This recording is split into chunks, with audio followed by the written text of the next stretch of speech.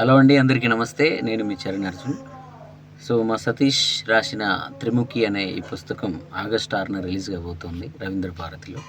So దానికి నేను కూడా వస్తున్నాను.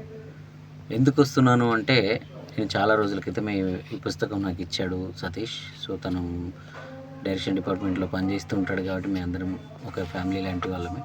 సో తను మొదటిసారి వచ్చి నేను బుక్, నాకు ఎవరైనా ఈ డైరెక్షన్ డిపార్ట్మెంట్లో పనిచేసేవాళ్ళు ఏదైనా కథ చెప్తాను వస్తుంటారు.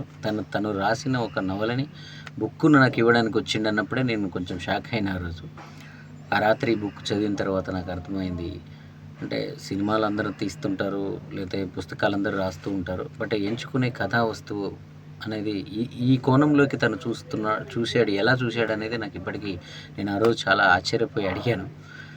నేను కూడా సాని అని ఒక పాట తీశాను వేష వీళ్ళ మీద. సో ఈ కోణాన్ని నేను ఇంతవరకు టచ్ చేయలేదు నేను కూడా పాటల్లో. సో నేను ఒక మంచి పాట చేయాలి ఈ కాన్సెప్ట్ మీద అనే ఒక ఆలోచనని నాకు కలిగించాడు ఈ బుక్ ద్వారా. ఒక యువ రచయితకి ఇట్లాంటి అద్భుతమైన థాట్ రావడం, దీన్ని మనందరం సపోర్ట్ చేసి అతనికి ఒక అద్భుతమైన ఎనర్జీని ఇస్తే ఇంకా చాలా గొప్ప కథలు చెప్తాడు. ఎందుకంటే ఇలాంటి కథా రచయితల ద్వారా మాత్రమే మనం ప్రపంచాన్ని చదువుతూ ఉంటాం.